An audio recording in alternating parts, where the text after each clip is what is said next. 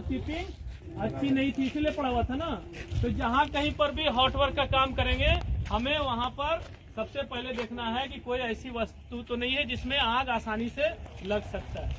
ठीक है, कोई ऐसी वस्तु, अगर वैसी वस्तु है तो हमें उसको इमीडिएट हटाना है।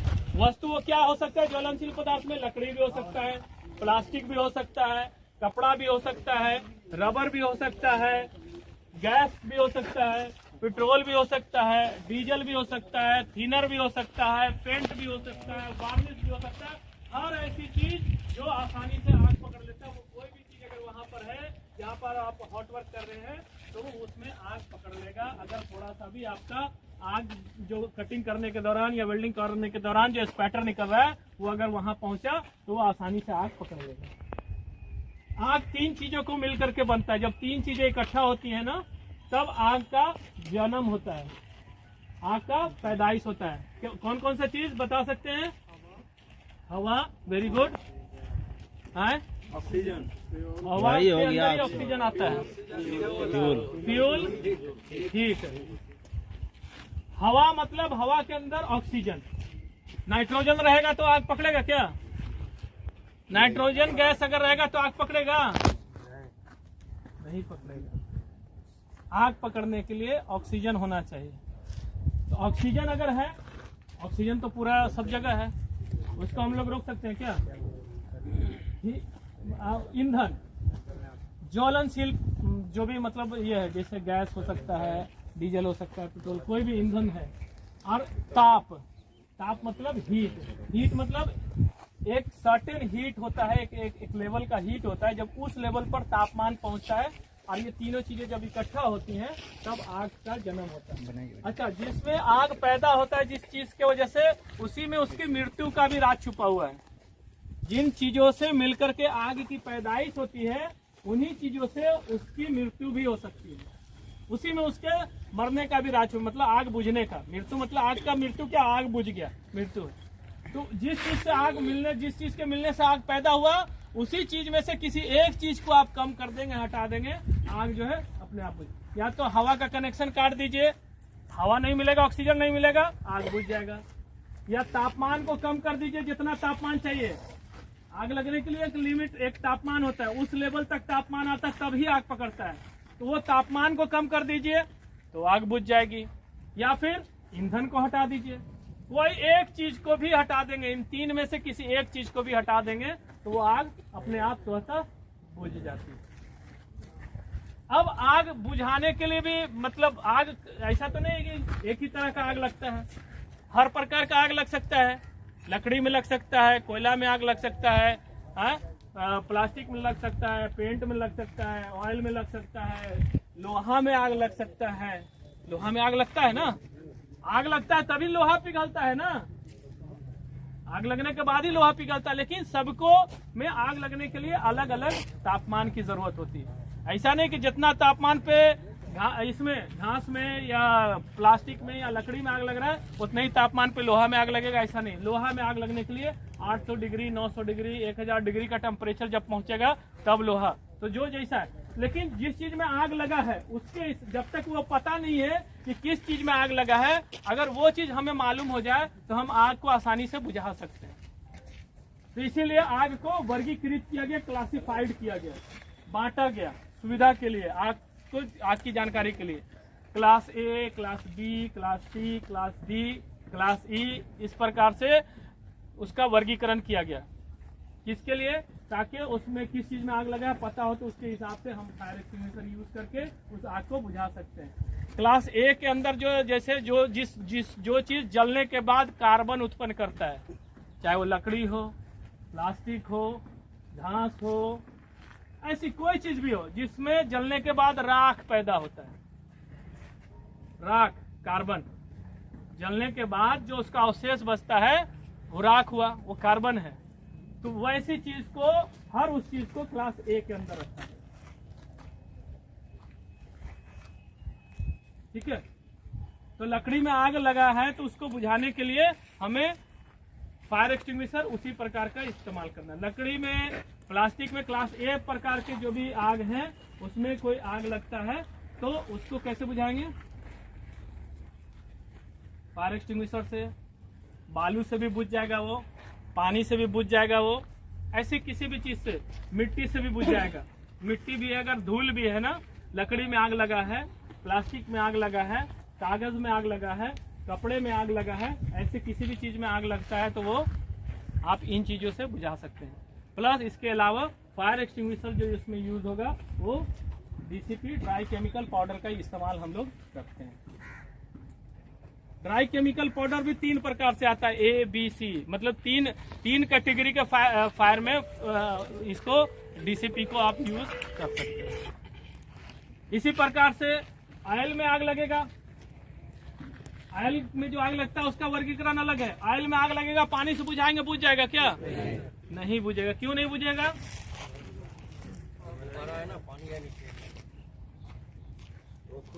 ऑयल हल्का होता है पानी से, पानी भारी है, तो जब पानी डालेंगे पानी नीचे चला जाएगा, ऑयल ऊपर रहेगा, आग जलता रह जाएगा। ऑयल का जो ये है नेचर वो पानी से हल्का है,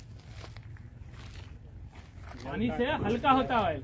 तो जब पानी डालेंगे तो पानी नीचे बैठ जाएगा, ऑयल तेल जो है ऊपर आ जाएगा। तो उसको नॉर्मल फायर एक्सटिंग्विशर से बुझाइएगा तो बुझेगा नहीं। तो उसके लिए कौन सा फायर एक्सटिंग्विशर यूज करेंगे? फोम का। Very good. फोम समझते हैं सब लोग? झाग जिसमें उत्पन्न होता है, कपड़ा धोते हैं तो झाग उत्पन्न होता है ना, देखा है ना झाग? वही झाग पैदा करके बॉटल में पैक करके प्रेशर के साथ रखा जाता है, या उसके अंदर वैसे मटेरियल डाल करके रखा जाता है कि जब प्रेशर डेवलप किया जाए वो झाग उत्पन्न करता है, उसके बाद जो है उसके ऊपर तो वो क्या करता है, वो पूरे आग पे ब्लैंकेटिंग का काम करता है, छा जाता है। तो क्या करता है वो? 2 चीज करता है वो। एक तो उसके अंदर पानी की मात्रा है तो वो कूलिंग का भी काम करेगा, दूसरा ब्लैंकेटिंग कर दिया तो वो एयर के कनेक्शन को कट कर देता है, एयर के कनेक्शन को कट कर देगा। तो ऐसी कोई भी चीज, तेल में, पेट्रोल में, पेंट में, इस तरह की किसी भी चीज में आग लगता है तो उसको आप जो है फोम टैग से बुझा सकते हैं। वहां पर मिट्टी, बालू, पानी ये सब नहीं चलेगा। इसी प्रकार से गैस के अंदर आग लगता है, गैस में भी आग लगता है ना, तभी हम लोग अभी आग लगाए ना। ऑक्सीजन और एलपीजी मिला करके हम लोग, या डीए मिला करके गैस के अंदर भी आग लगता है। तो एक कैटेगरी गैस के अंदर आता है। तो गैस के अंदर जब आग लगता है तो उसको बुझाने के लिए भी जो है आप डीसीपी का इस्तेमाल, ड्राई केमिकल पाउडर, डीसीपी मतलब ड्राई केमिकल पाउडर उसका फुल फॉर्म है, उसका इस्तेमाल करके आप उसको बुझा सकते हैं। इसी तरह से मेटल के अंदर आग लगता है। एक कैटेगरी जो है मेटल का है, चाहे वो लोहा हो, गोल्ड हो, सिल्वर हो, क्रोमियम हो, निकेल हो, अनेकों प्रकार के मेटल होते हैं जिसमें आग पकड़ सकता है। तो वैसी चीज में, किसी भी चीज में आग लगता है तो उसमें भी आप ड्राई केमिकल पाउडर और CO2 का इस्तेमाल कर सकते हैं। CO2 carbon dioxide, solid carbon dioxide होता है। इसी प्रकार से एक आग की कैटेगरी है बिजली के उपकरण में आग लगता है। बिजली का उपकरण के द्वारा बिजली से काम कर रहे हैं और उसके द्वारा जो शॉर्ट सर्किट हुआ और आग लग गया, तो वैसे में फिर क्या करेंगे? पहले क्या करना है हमें? कनेक्शन। वेरी गुड, जोरदार तालियां इनके लिए। हमें पहले कोशिश करना है कि बिजली की सप्लाई कट कर देनी। अब बिजली का सप्लाई कट कर दिए तो अब वहां पर बिजली नहीं है, तो अब देखना है कि किस चीज में आग लगा। गत्ते में आग लगा, लोहे में आग लगा, तेल में आग लगा, प्लास्टिक में आग लगा, जिस हिसाब से आग उसके हिसाब से फायर एक्सटिंग्विशर यूज कर लीजिए, आग बुझा दीजिए। लेकिन अगर वहां पर बिजली हम सप्लाई कट नहीं कर पाते क्योंकि वो, ये भी हो सकता है ना, तो वहां पर CO2 का इस्तेमाल हम करेंगे। इसीलिए पैनल वगैरह के पास, इलेक्ट्रिकल पैनल के पास आप देखते हैं कार्बन डाइऑक्साइड का रखा जाता है कि अगर गलती से वहां पर शॉर्ट सर्किट हुआ तो उसको यूज कर सकते हैं। इसी तरह से एक और आग की कैटेगरी डेवलप की गई है वेजिटेबल्स के अंदर। सैचुरेटेड जो ये है ना ऑयल जिसको बोलते हैं वेजिटेशन, उसके अंदर भी फैट वाला जो पार्ट होता है उसके अंदर भी आग लगता है, वो कैटेगरी इसके अंदर आता है वो आग। मतलब सभी आग का एक ही राज है कि उस 3 चीजों में से किसी एक चीज को आप कम कर दीजिए, आग लगेगी। गांव में पहले देखा होगा या अभी भी बहुत सारे केस होते हैं, कुछ लोग अपने शरीर पे घर में लड़ाई झगड़ा हुआ, सास बहू का लड़ाई हुआ, औरतें पेट्रोल या ये घासलेट डाल करके आग लगा लेती थी। तो क्या करते थे, या खाना बनाते हुए किसी घर में किसी लेडीज को आग लग गया तो उसको लोग चादर से या ब्लैंकेट से कंबल ओढ़ाते थे।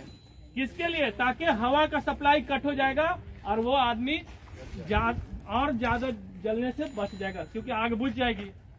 तो ब्लैंकेटिंग का काम करना है। बालू भी जब हम डालते हैं तो वो भी ब्लैंकेटिंग का काम करता है। मिट्टी डालते हैं वो भी ब्लैंकेटिंग, पानी डालते हैं वो टेम्परेचर को डाउन करता है, कूलिंग करता है।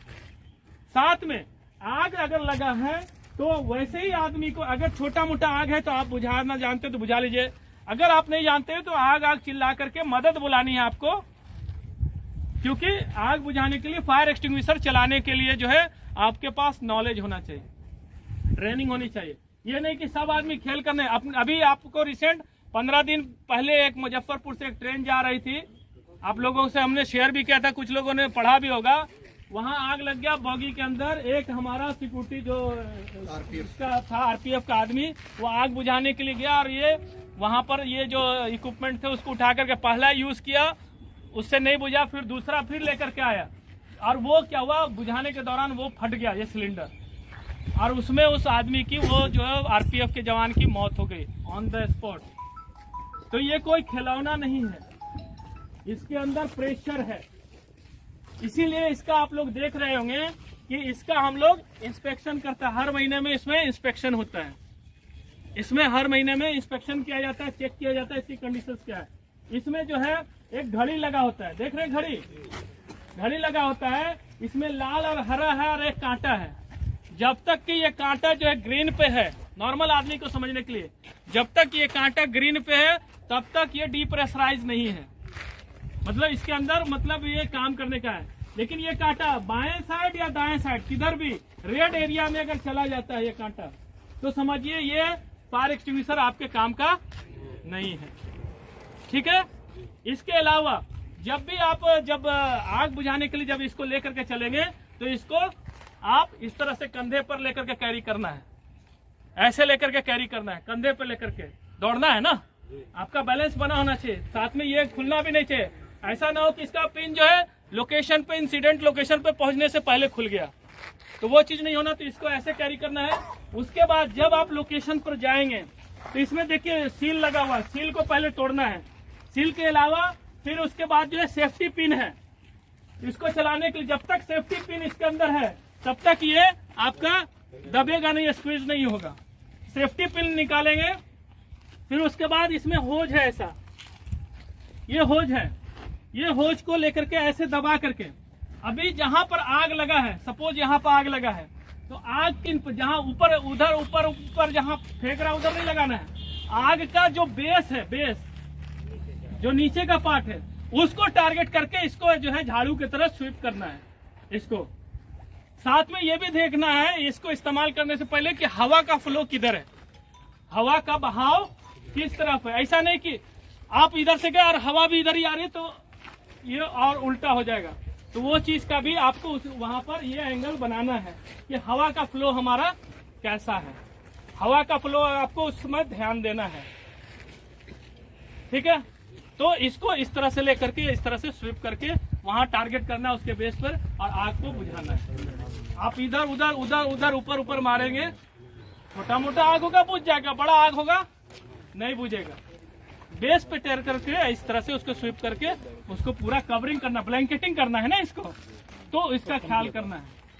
तो क्या करना, पुल करना है, स्क्वीज करना है, पिन को निकालना है, स्क्वीज करना है, इसको इस तरह से ये करना है, उसके बाद इसको स्क्वीज करना है, दबाना है, दबा करके तब इसका स्वीपिंग का करना है। सभी को क्लियर है? तो अभी एक बार दबाएगा तो कितने समय तक होगा? कितने मिनट तक यूज कर सकते हैं? एक बार दबाएंगे तो इसके अंदर जो भी प्रेशर है, पाउडर है, वो कितने समय तक हम यूज कर सकते हैं? 5-7 मिनट लगेगा निकलने में। 2 मिनट इमीडिएट पूरा निकल जाएगा। पूरा 90 सेकेंड। छोटा है तो अभी 60 सेकंड का होता, थोड़ा बड़ा होगा तो 90 सेकंड है। वो थोड़ा सा समय का थोड़ा सा वेरिएशन होगा।